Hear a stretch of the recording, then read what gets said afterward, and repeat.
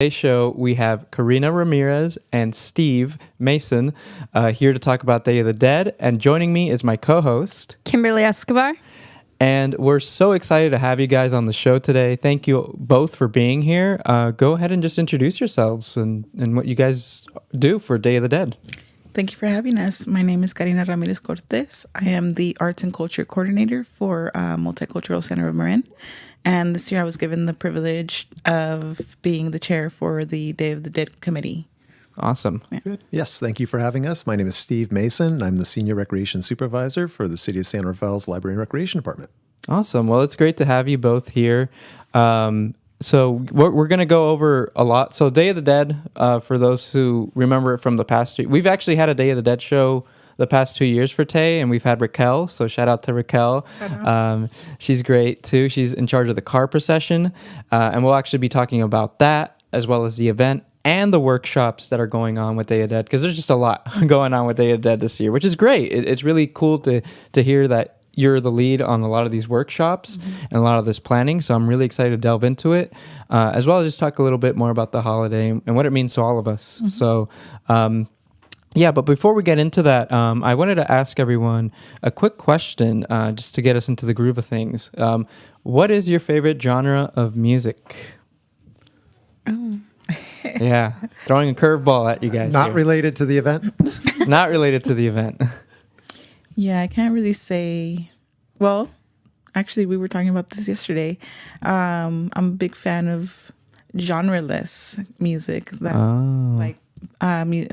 artists that you can't really put in a box. You know, like the example that I gave yesterday was Bjork, who's like super experimental, and you can't really put her in a specific genre. She's like her own thing.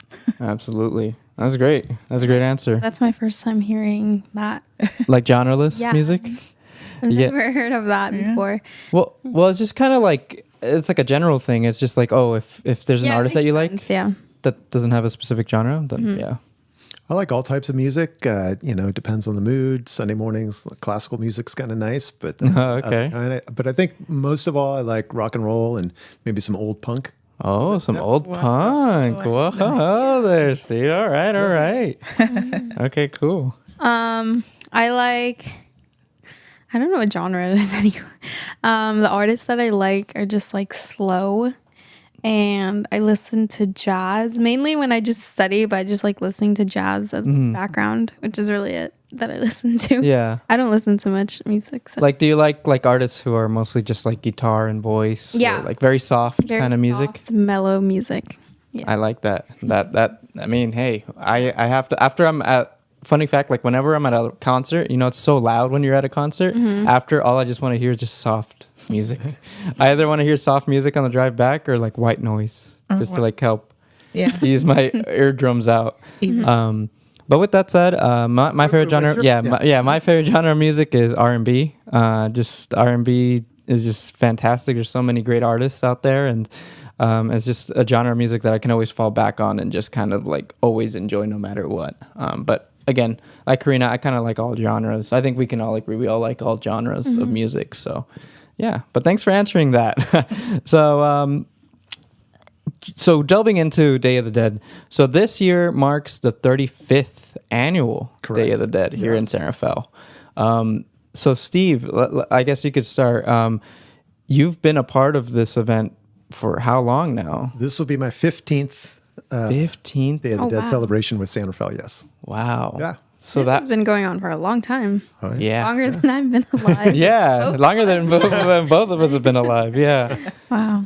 And what are your how have you seen the event evolve over the course of that many years? Because I mean that's a long time. It's definitely gotten bigger. When I first started, the primary event on the first Saturday of November was in the multipurpose room, plus procession. Yeah. Now we've really expanded out. We use the gymnasium and the multipurpose room, the classrooms for the face painting, and of course the procession route through the canal. That route's changed too the last few years, which has been great.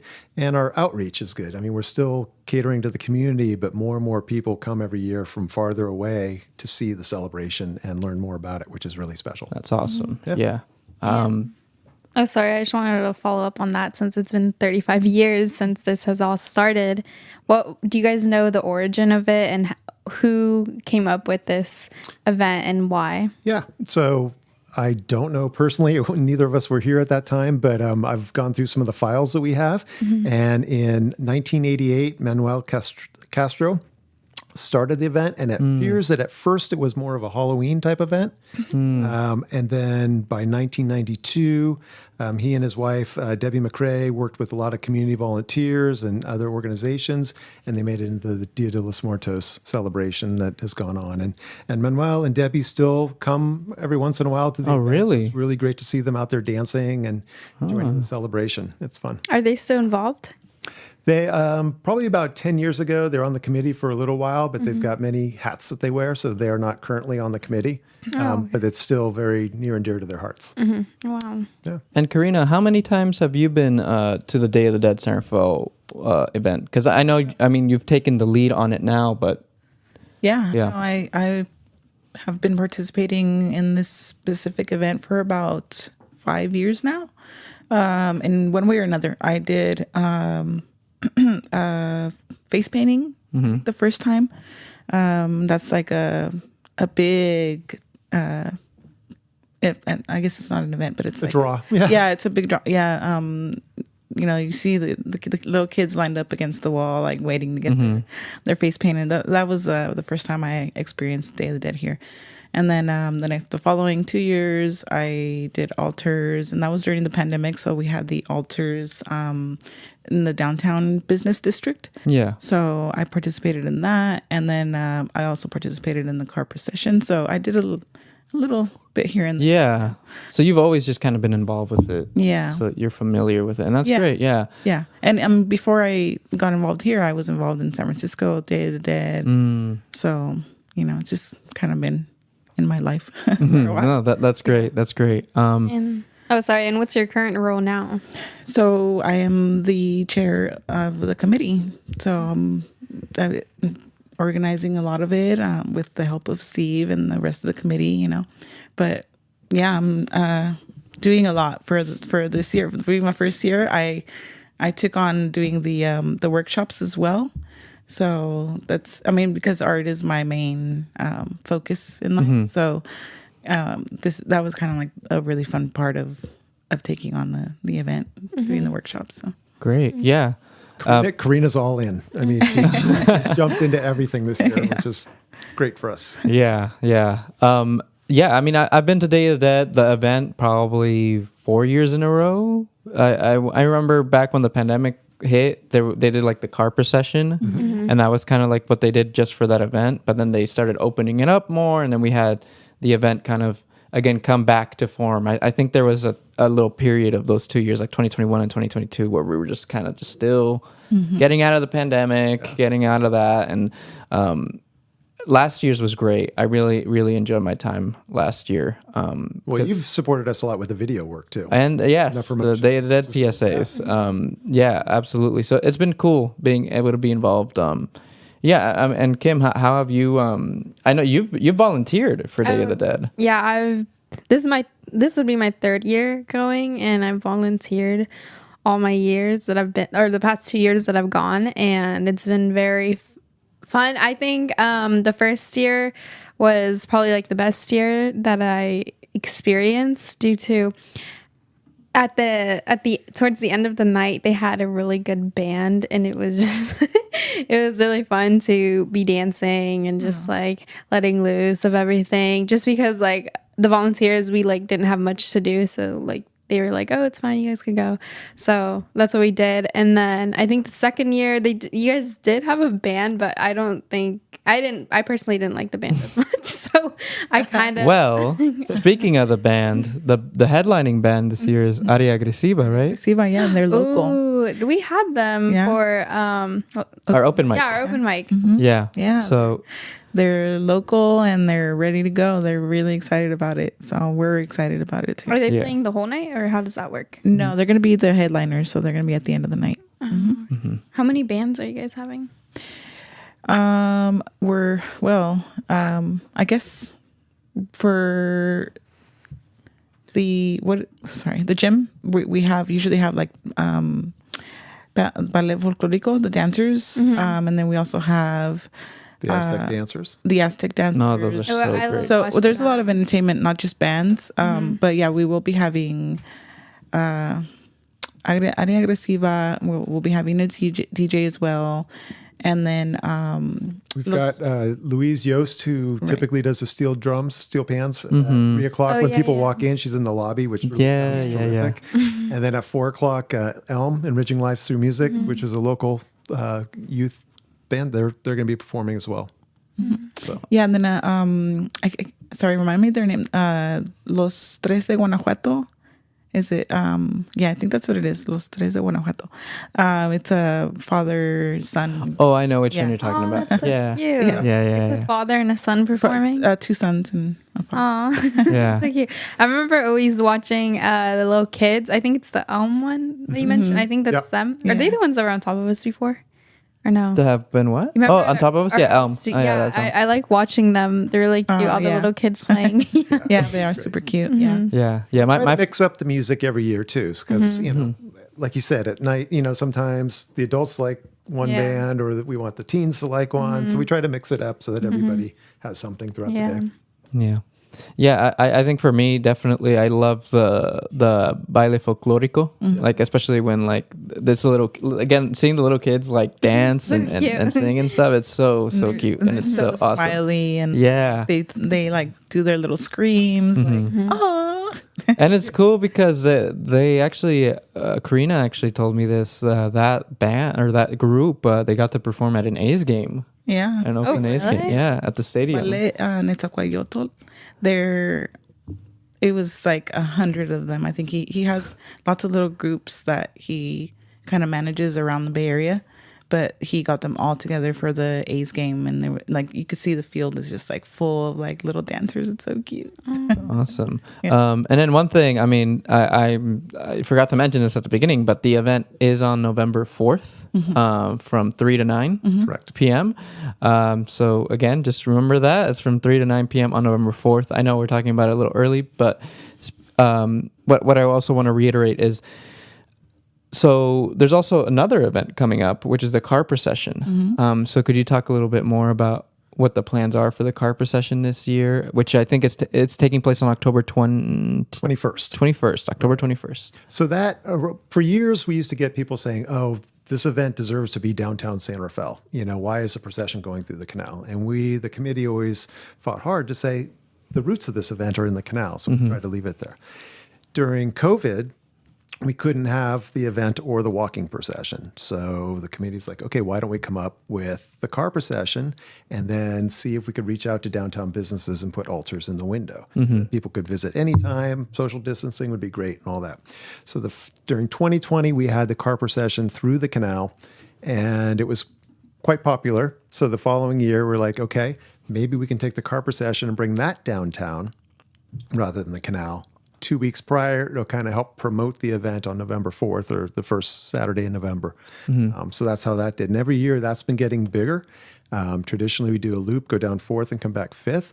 But this year we're going down 4th, and then we're going to end up across the street here on 5th and Tamalpais at the Marin Clean Energy parking lot. Oh. And the cars will be on display there. And then here at the Multicultural Center in Marin, we'll have some food available and some music, and it'll just kind of be a great hangout event. And then we, of course, invite people then walk up and down 5th and look at the different altars, or 4th and look at the altars in the window there too. Oh, that's right. Yeah. So it's really expanded over the years too. Yeah, I see. So are the altars being put up throughout a certain amount of time, or is it for just that day? Those are good. We invite people to put them up through the month of October. So by mid-October, we'll be seeing most of them up. We'll have probably at least a dozen up there. Some of the stores, the first year were a little hesitant and had professionals come in or folks like Karina come in and make an altar. And now they've become more confident, so they're going to make their own altars. But we do pair artists with different businesses too. Oh wow. Yeah. Great. Yeah. All right. This is a good time to talk It's a about the perfect time. Yeah, go for it. yeah, no, you can go. The downtown San Rafael Arts District has been, it's a new committee Do you know? Yeah, I believe they've got some grant funding, and they forwarded us a grant, so we're able to sponsor the artists that are making altars up to $200 this year, which is great because it's an expensive task to kind of pull everything together for altars. So that'll be a great incentive for those to come out and make altars. That's awesome. That's the first year you guys have done something like that. Absolutely. So No, they've been a great partner to us. It's super. Yeah, and we do want to send a shout out and thank them. So there is an event coming up with where they're going to be. It's like the fall arts launch, and this is, I guess, it's like their unveiling of the committee.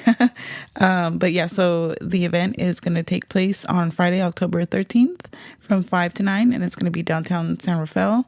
It's going to be kind of like an art walk, interactive kids activities, dining under the lights. It's going to be happening, live bands. wow. Yeah, it's going to be quite the event. So The 13th is a Friday. yeah, so it'll be on Friday. Friday. Yeah. And we're going to be out there too at a table promoting the. Awesome. Yeah. All right. Well, make sure to stop by. I do want to send Elizabeth Seton shout out and thank you for making this happen for us. Yep, huge. Yeah. Thank you. Yeah. Huge thank you to Elizabeth for making that Yes, possible. thank you.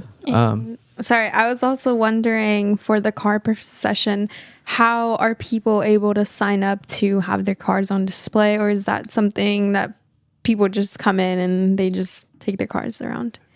You do need to pre-register. Probably the easiest way to get on the event website, dayofthedeadsr.org, and you can just go to car procession and just click through so that we know you're coming. We've coordinated. The San Rafael Police have been very supportive as far as helping us with this procession, and we gather at the City Hall parking lot.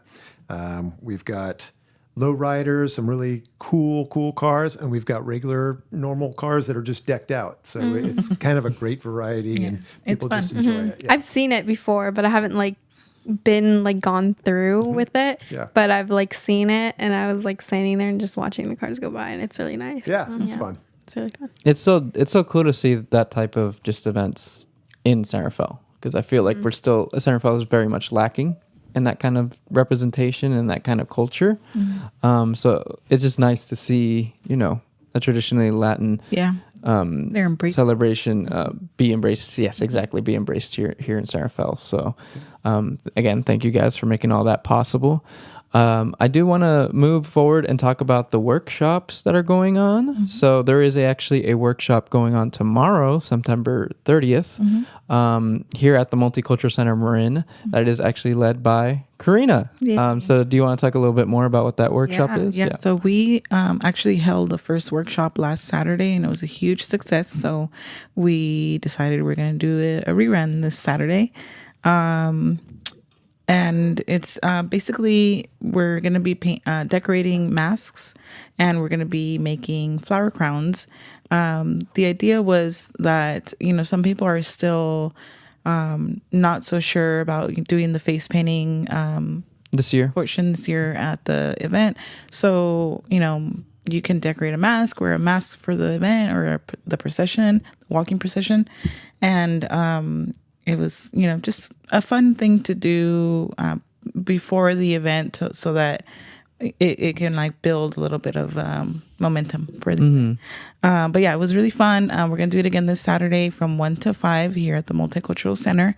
And anybody can show up, We were going to do signups, but this time we don't have as many signups so far. So if you want to just show up, just show up. Okay. Yeah. And could you repeat the time again? It's going to be from 1 to 5. 1 to 5 p.m. Yeah. All right, great. And as this is going to be another workshop next Right. weekend? Yeah, that's right. So the following weekend is going to be October 7th, a face painting tutorial kind of thing, workshop.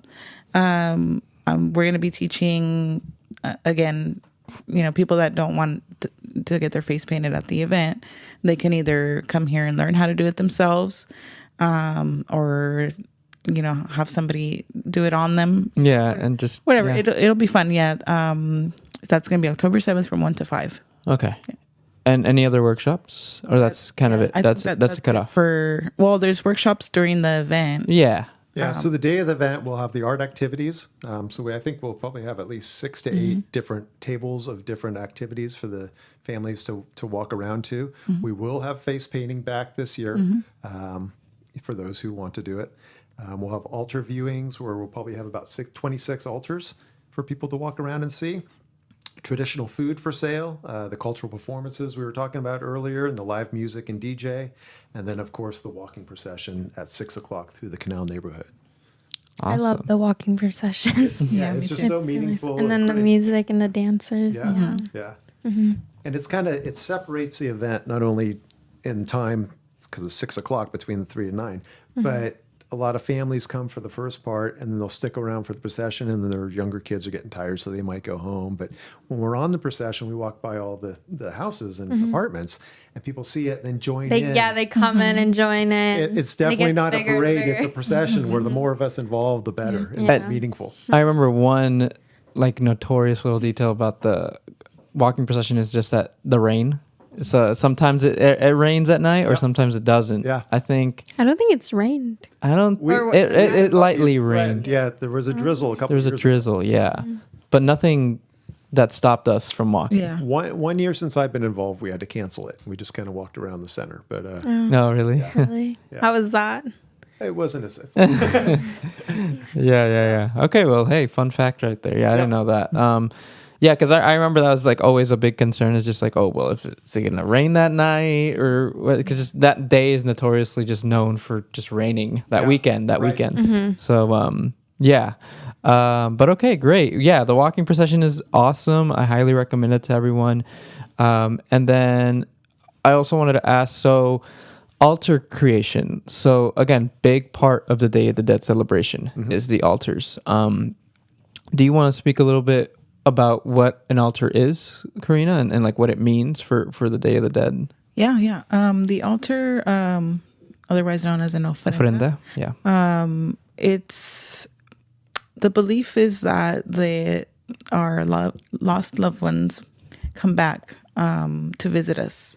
So the altar is something that you set up to offer your lost loved ones when they come back.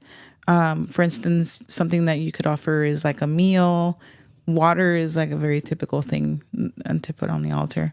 Things that they loved when they were around. So photographs.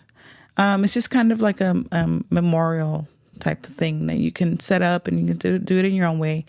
There's a lot of different ways that they do it in different like countries too. So some countries do where there's like certain tiers, and the tiers mean different things. Certain foods like mole is a very popular one in Mexico. It's like a traditional like seasonal thing, and then they also have pan de muerto. So yeah, different countries celebrate it a little bit differently in their own way, which is great. Like I just think it's so cool that they, everyone kind of makes it their own. Yeah, and it's Also, they have things that the deceased person enjoyed. If they like to play soccer, they might have a soccer ball or their favorite drink or something like that on there too, which is great. yeah. And then I forgot to mention, like, one of the most important things are the marigolds. Yes. Yeah, the marigolds are a big part of the tradition and the altar making. The marigold is believed to, the scent and the color of the marigold, it's like the color of the sun. It like so bright that it leads the path back to the home or the cemetery, wherever it is you're setting up your altar. The marigold is the color, right? The like orangey gold color. Yeah. Oh, I didn't know there was a meaning behind that. Yeah. I thought it was. I've always seen a lot of the altars, and they just seem like really bright. And I always see like the gold color. Yeah. And it's also the flower that, blooms in that specific time of year. So that's also another reason why they use that flower. And we always try to get a lot to hand out too for everybody participating in the procession. We have candles and the marigolds as well. Perfect. Yeah, I mean, Talk about the altars too. We're very inclusive, so we've got we try to stick to the general theme of the altars, But we've got all different, groups, organizations will make an altar. And we've had different religions too. Have done one within the same, with the steps, but we had a Buddhist one, a few years ago. Wow. And we're open to that as long as the intent is correct. So, Correct, exactly. Yeah, and no one should be stopped of just making an altar either, or really embracing. You can honor your lost loved one in your own way. Exactly. Yeah. Yeah. Well, I've made an altar the past since 2019, because I think that was 2019 was the first time my family and I participated in the altar making. And it's just been cool because it's like it's one of those traditional things in Mexico that I don't really, that my family didn't really delve into, because once you move to America, like it's kind of hard to keep up with your own traditions, right? But it was a good way for me to get back into that tradition, and it's just, I have a lot of fun helping my mom decorate her altar, and just seeing again all the different altars that are at the event. And like you said, there's so much variety. Like there's people who do altars for their pets, and those are the ones that I saw one, I think 2 years ago, where it was like they put like a cat, and they put like the cat's favorite toy. Oh, I think I like saw that. You saw, yeah. See, so like things like that, because the pets are precious to us. So it's Exactly. like anything that we love that has meaning to us in that deep connection, can have an altar. So, and it's so meaningful for the person making it. It's, a lot of people have a hard time, especially if the event comes close to when a loved one died. Oh yeah. You often bring clothing or something the person who passed away had, and it's just, you really think about it, and it's a thoughtful process, but emotionally tough. And that's one thing I do. This is my favorite event that we put on all year. It's absolutely my favorite. But one component is talking to the people that are making their altars and letting them express their story and talk about their loved one. It's very, very special. Yeah. Yeah, I remember when I set up the altar at Riley Street Art Supply, I had to take, it took me about a month to get it all ready and done.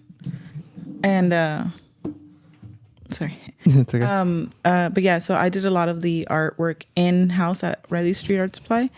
And there were times where, I had to take a moment to like collect myself, because it reminded me too much of my grandmothers, and it was just like you put a lot of love and soul into exactly what you're doing. Yeah, totally.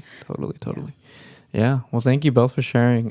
Did you want to add anything, Kim? No, I just kind of wanted to bring up the fact that you mentioned early in the show about that the Day of the Dead kind of started out as Halloween in a way, and I want to kind of let you guys share why a lot of people might mistake it as Halloween and its true meaning, because I know a lot of people who don't necessarily know this celebration, don't know what it is, think we're doing like something for Halloween or something like that, just because it's so close to when Halloween is. So yeah, we've always been conscious about having the event the Saturday after Halloween, so try to avoid people getting it confused or mixed up. Right, but when people who aren't educated, people just need to be educated on it. They don't know. But it's becoming more popular. I mean, you go to Target now and you're seeing a lot of Dia de los Muertos, items there.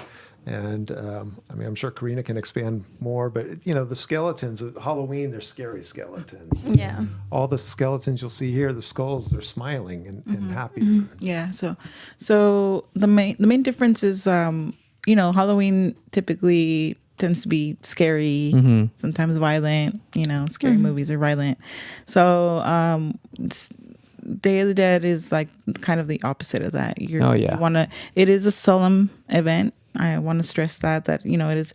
And what's a solemn event? What does that mean? Solemn is like a more serious, respectful. Yeah. Celebration where you like the people in Mexico really do believe. I believe that they do come back to visit.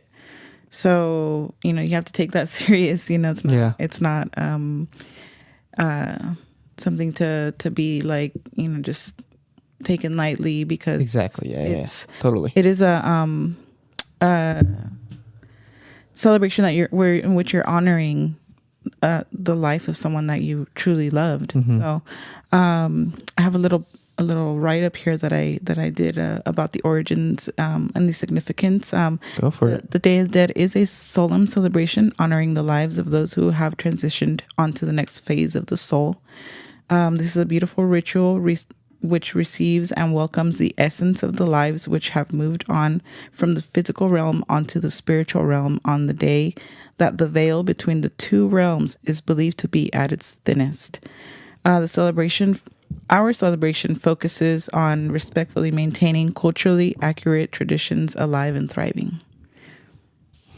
Perfect. Yeah. Well, thank you for explaining that and the history of Day of the Dead, because it is, again, like any culture, it's something that you need to respect and just understand that it's there and that it's not Halloween, period. Yeah. Okay. Yeah. Because I mean, it does make me a little upset when people like label it under the same as Halloween, but it's not. It's not.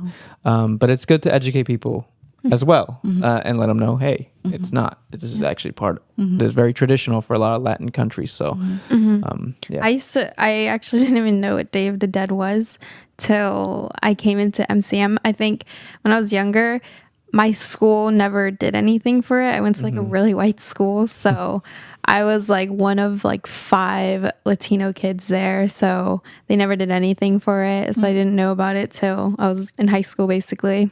And then that's when it came upon. And then when I first went, I was like, wow. And then it's like you don't see anyone crying, and it's just like all good energy, which is like really beautiful to see. And I also wanted to mention that a lot of people think that this is something that only Mexicans do, since it originated in Mexico, correct? And but it's something throughout all Latin America. Anyone can celebrate it. Anyone can create an altar. You're celebrating your loved ones, and just want to put that out. You know, it is celebrated in many other countries too, and like for example, in Guatemala, they it's like a full on like month event thing where they create these giant kites that they call barriletes, and they like decorate them. It's like either an organization or the community, like local neighborhood. And then on the Day of the Dead, the actual date, they release them into the sky, and it's supposed to be like messages that you're wow, they are huge. Yeah. I just found some photos of them. What are they called? It's barriletes. barriletes. It's So it's so B A. cool.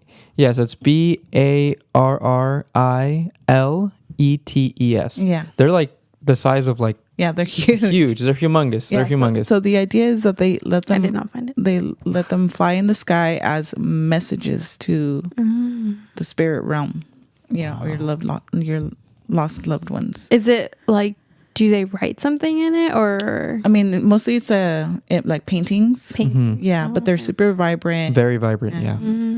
They have a lot of flags around them too. I see. Yeah. Yeah, they're beautiful here. Just for scale, just so you get an idea. Like that's how big they are. Oh wow, that's Yeah. huge. Yeah. Anyone listening, Yeah. I was thinking like a kite, but like maybe a little bigger than a kite. Yeah. No, That's what I It's was. a lot of work. Huge kites. Some of And they send it up. yeah, and it takes like a whole group of strong people to like Oh wow, to like control it. Yeah. that must be beautiful to see. Yeah. I know. Yeah. When Well- I'm in I mean, not Mexico. When I'm in Guatemala one day. Yeah, well, thanks for sharing that, Karina. I didn't even know that. I know that other countries in Latin America celebrate Day of the Dead, but like you said, it's different. I think for every single country. You know, they make it their own, and that's what's special about it. You know. Yeah. Yeah. How do you guys celebrate it? Do you guys celebrate it in any way, traditionally or your own? Like way? personally. Yeah, no, I mean, I set up an altar at the beginning of the month, and it just stays up, and I just keep adding more and more, just like waiting. Like I said, the veil thins in that week long. The belief is that it thins to where they can cross over and come visit us. So I do believe that. And so I always have stay up that night, overnight. It's definitely something that traditional to stay either at the cemetery, to stay awake all night, wait for them. or in your home. Perfect. What Yeah. night is that? It's the November 1st to November 2nd. So it's that night. It's an overnight thing. Yeah. And I've made an altar at the event before. And then my cousin, who actually works for MCM, is in charge of the event up in Petaluma. And so for years I've gone and looked at their, activities. Yeah, that's the other thing to note is that there's so many other, like Day of the Dead is so big that it's like each kind of town and county has their own Day of the Dead event going on. I mean, I just recently learned about the Petaluma Day of the Dead like 2 years ago. I didn't know that they even had one there, especially let alone like how big the Latin community is over in Petaluma, Sonoma County, really. Because I mean, I went to school there, like for college, I went to the SRJC to both campuses in Santa Rosa and Petaluma, but I never really got like any of the culture there. Like I saw that there was a lot of Latino kids there, but I didn't really get to really delve into that. But it would have been cool to know that earlier, and I definitely would have checked out the Day of the Dead event there. But yeah, but moving on, I just wanted to make some quick announcement. So tonight is open mic night here at the Multicultural Center Marin.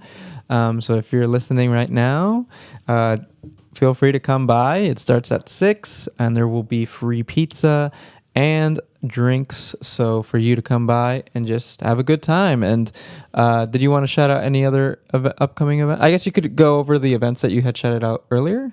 Oh, yeah, sure. Yeah. Just one more time. So let's start at the top. So this Saturday, we're going to be having the Day of the Dead Arts and Crafts Workshop here at MCM, Multicultural Center of Marin. And that's going to be from 1 to 5 p.m. You don't have to bring anything, maybe some snacks. And then the following Saturday is going to be the face painting workshop here also at MCM. And that's going to be from 1 to 5. Again, you don't have to bring anything, just a good attitude. And then on October 13th is the Fall Arts Launch for the downtown San Rafael Arts District. That's going to be from 5 to 9 p.m. Downtown San Rafael. I'm sure you can't miss it. Anywhere downtown, you'll see everybody celebrating. And then after that, we have the car procession, which is October 21st from 3 to 6. But we will be staging between 1 and 3 at the City Hall parking lot. Yes. Awesome. So then after that, 2 weeks after that is our main event in Albert J. Community Center, Pickleweed Park.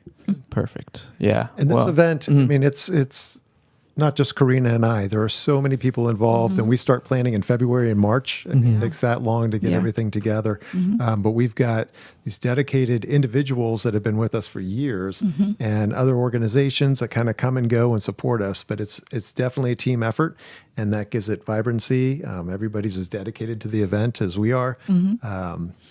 We've got the support of the city with the police and the fire department. They participate and help us with both processions. But MCM's been an incredible partner, and they keep increasing their participation in this event too over the years. So yeah, and it's good to hear that there's more events. I think we've seen a lot more events just come up in general, just because of the pandemic dying down. I mean, I know there's still COVID cases, but we're returning to normalcy. Yeah. With that said, I know that I think last week at the community center they had a showing, like a movie showing. Movies, our annual movie in the park. Correct. Okay. Is there plans to do those more regularly? Because I heard it was a great event. Yeah, it was awesome. It was a great event. And go ahead. Sorry, I was just going to say that sounds amazing. The movie in the park? What park? Yeah, so we had a Pickleweed last week on the 22nd. What we do is every year we pick 4 parks in San Rafael, and Pickleweed happens to be in rotation every year. So we've been doing this. In fact, it was probably about before the pandemic a few years ago. It was one of those big inflatable screens, and it was a windy day, and it started to lift. Oh no! And it went up, and then it was too windy, and the guy said, "Oh, you've got to deflate it." And so I walked out halfway through the movie to tell the audience, "I'm sorry." Oh no! What movie was it? I forget what it was. But all of a sudden I see all these eyes just opening up, and I look behind me, and as the screen goes down, it was on the side of the building, the community center. So we refocused it and we just rolled it and we watched it. And so for the next few years, we just showed it on the side of the building, but we're back to the screen again. And then last year, City Hall, we were in some meetings and they really wanted to do some community outreach. Public Works was doing the lighting project and a couple of parking stuff, and ED wanted to do some outreach. So they were going to have a whole separate event. And together we thought, well, why don't we couple with our existing Movies in the Park event? So we ended up having outreach. This year it was started at 5:30 to about 7. And then we had the movie afterwards. So it allowed, we had people, MCM was out there, Karina was out there promoting this event. We had people from the county and most of the city departments promoting, what we do, especially focused to the canal. Awesome. So it was great. Yeah. And when is the next event? The next movie is scheduled for next fall. Do you guys know what We movie? do it once a year. It gets hard because it gets dark and cold and weather, and earlier in the summer is tough because then you have to wait until dark, like at 9:15, yeah. and little kids don't last that long. So this is kind of the sweet spot for us. Yeah. Oh, that's sad. And what was the movie this year? This year was Super Mario Brothers. Was the new one. And what we did is we put out a choice of, I think it was about 6 movies back in February to the canal community. So we did it on the center's Facebook page and flyers for all the participants. So we had, probably about 120 votes on what movie, and that was what they chose. And so it's shown in ours location in Spanish with English subtitles. Oh, cool. Yeah. Nice. Yeah. It was awesome. Yeah, That's just really great cool. seeing the families out there. It They was really cool appreciate to it. hear, Princess Toadstool's voice in Spanish. Spanish, yeah. Well, the voice actress for her Anya Taylor Smith, yeah, I think that's her name. She's actually I think some Latin American. She's from some Latin American country. I don't know where, but she looks really white though. Like you wouldn't expect her to be, but she speaks really good Spanish. So I don't know if she did the dub in Spanish either. Did you like the movie? Yeah, well, I'm kind of running around, so I didn't get to see the okay, you whole didn't get a thing, chance so to I'm doing watch it. cleanup and all Okay. that. So I did sit down for about the middle of it and watched it. Okay, great. All right. Yeah. Going back to our topic, Yeah. I wanted to ask what's a better good way to say this? How can people who have never made an altar or don't know how to make it, and they've never really attended an event or something like that, and they want to celebrate a loved one who has passed, is some advice that you would give them to help them set up their altar? Like to get started. Yeah. Yeah. Get started for it. I would say just look it up. I mean, there's so many. No, there's so many ideas. Like you really got to make it your own. Setting up an altar is a very personal thing, and you really want to highlight things that person loved while they were alive, and but there's a lot of different ways to do it. So that's why I say, Google it, watch a YouTube video on it. There's so many. I think we have Ernesto Olmos showing I think we have it on the website. Yeah. So if you go on the Day of the Dead Star Info website, you will find the workshop videos that were created during the pandemic. Yep. So to compensate for not having an event, like an in-person event, they made a whole bunch of workshops that are great, and then I think there's some couple storytelling in there too. I did a face painting one. Oh, you did a face painting tutorial, awesome. So there's plenty of resources on the dayofthedeadsr.org website that you guys should definitely check out, just if you want to get started with it, because they're great videos. And Ernesto, you said, is the one who showed it? Yeah. He's a fantastic artist and fantastic just person in general. So, thank you for recommending those. I think that's definitely a good way. And like you said, going back to making the altar you. You know what I mean? Don't follow there's no template for it. There's no template for it. It's just you can get some ideas just by seeing some altars. But that's the beautiful thing about altars is that you can make it your own, and that's where the art comes. Yeah, one of the things that I personally like to make sure that everything I do for the altar, I make myself. Like I make the little marigold flowers out of tissue paper, I just feel like you pour your essence into it, like your heart and soul, and it just makes it that much more special. I mean, obviously there's some things you can't make yourself, so like certain things you can't like go weave sarape or anything, but well, you can buy one and set it up, but yeah, it's the more energy you put into it, the more special it's going to be. Absolutely. Speaking of Ernesto, a few minutes ago, he made 5 murals. It's about 10 years ago almost, that we end up, in fact, we need to connect on this. We hang up in the community center in early October. And we usually around this time start getting phone calls of people wanting to come by just to look at it's the 5 stages of the event. And we have a little interpretation by them so people can read about them and what each stage is. And they're beautiful. Yeah. So those murals that Ernesto made, they're here at MCM right now. Oh, it's the ones. Yeah. Right. Oh, those are really pretty. So we can borrow them every year, and we keep them up for a couple months down at the community center too. Yeah. They're I very didn't know very that. popular. Yeah. Yeah. I mean, and you remember those well because they were actually before MCM moved to this location. They were at the studio, at our old studio. Right. They were there. So they were always really cool to look at, and they're still hold up so well. I didn't know that was made 10 years ago now. Wow. I think so. Yeah. Wow.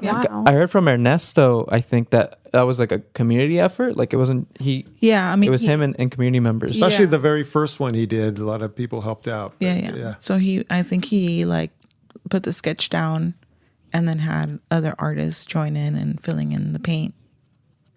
But you can look at them, then you go back again, you look and you start seeing things you never saw before. And I mean, Every time, yeah. It is incredible. If you would like to come look at them, they will be here tonight for open mic. Yeah. Yes, they will be here for open mic. You'll be able to see them in their plug. full glory. Yeah.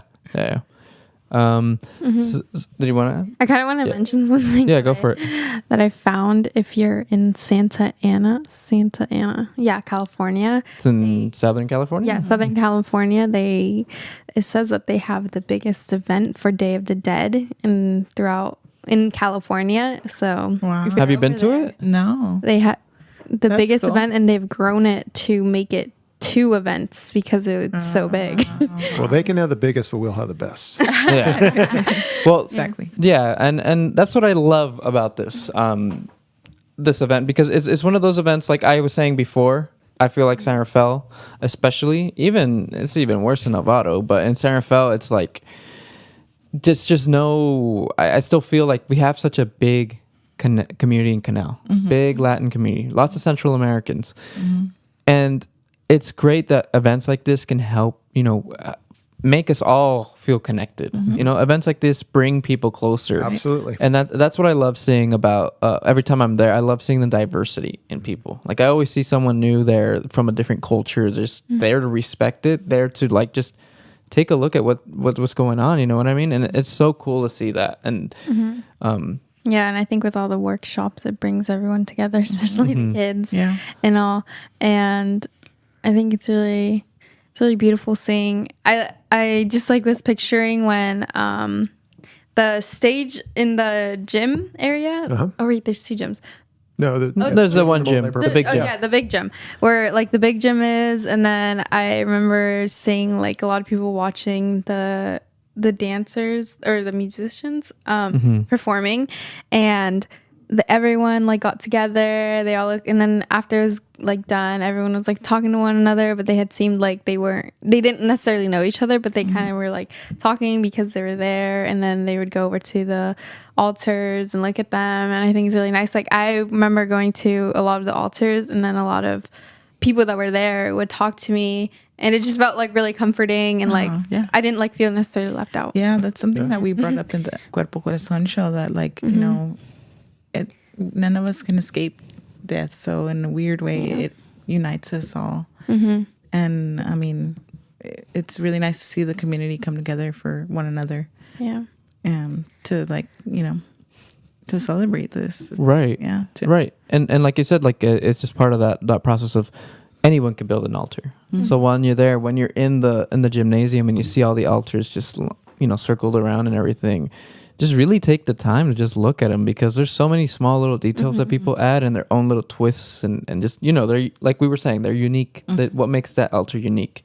Because that's my favorite part of the event, is looking at every single one of those altars.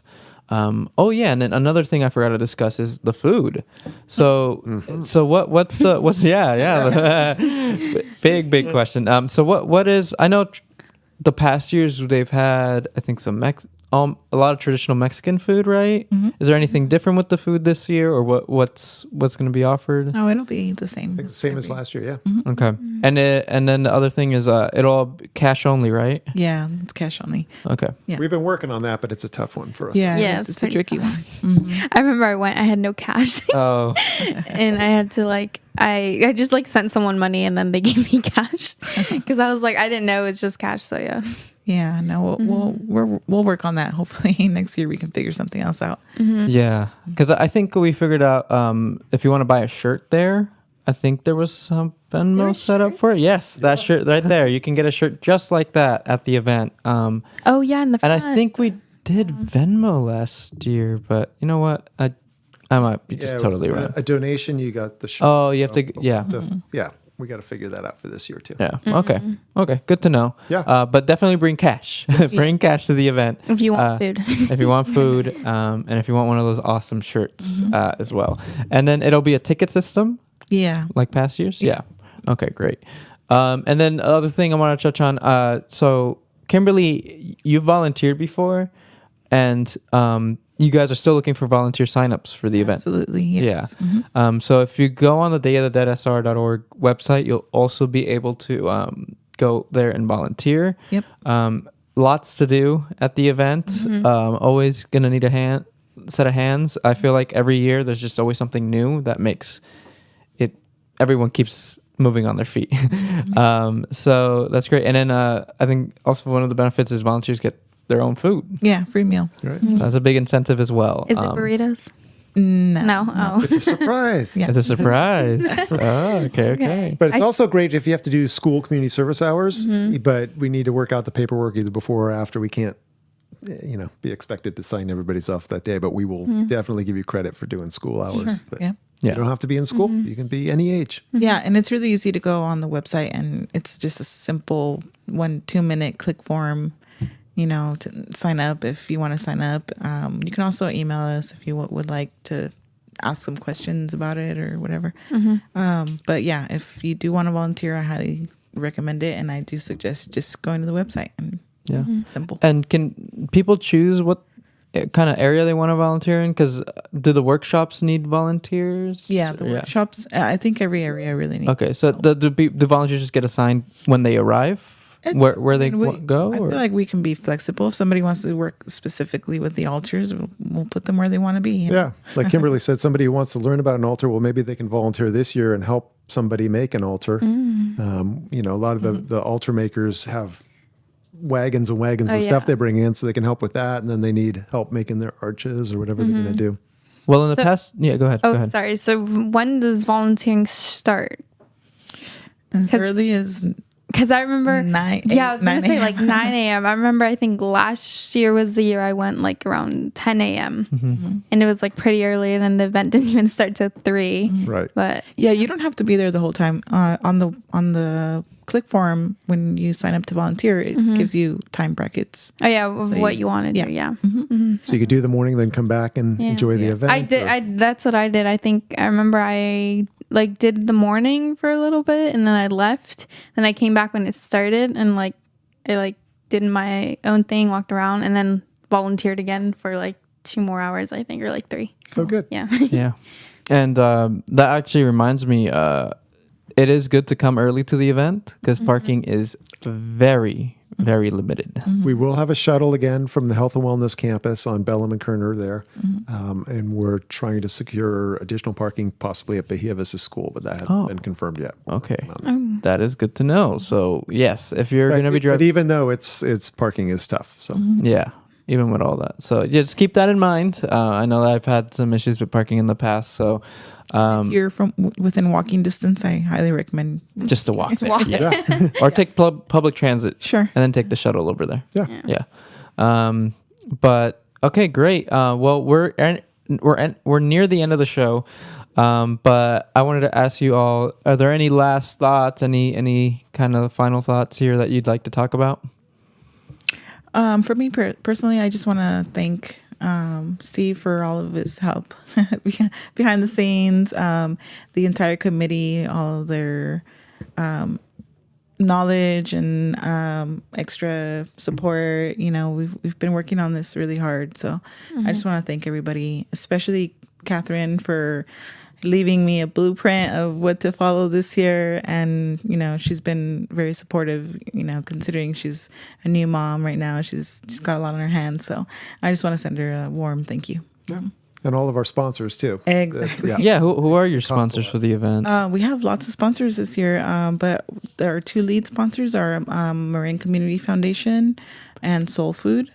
I don't have the list of sponsors, but we do have a lot of sponsors, and we still have room for sponsorships. If you would like to sponsor, you can reach out to me via email or on the website as well. Okay. And you can reach out. What your email is? Kate Ramirez at multiculturalmarin.org. Okay, great. And the website's dayofthedeadsr.org. All right.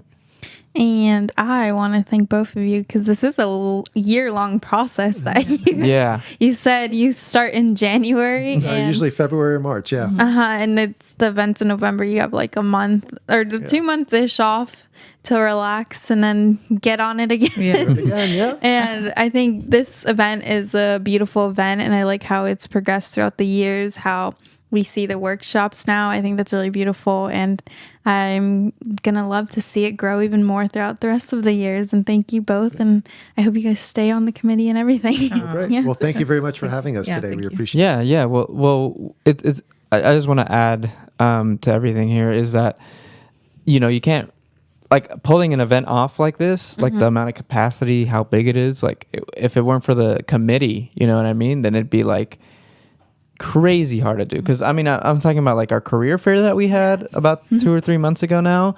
That was tough even for us three, and that was like a more small, like it was a big event, don't get me wrong, but it was definitely not to the scale of the Day of the Dead event, and I can only imagine how much work you guys have to put in. Yeah, but that's the beauty of it. Like, there's so many moving parts. If it wasn't for the volunteers, it's just a huge part of it, this event would be, wouldn't be that easy. Right. But the sponsors, the altaristas, Steve. And a lot of our committee members have connections within the community too, in the downtown, which is great. Elizabeth and Raquel, and I can put together a car procession, but it's actually getting out there to the people with the cars doing it. And I've been doing it a little bit, but Raquel's really reaching out more. Yeah, Karina, a lot of moving parts. So it really takes a team to do it.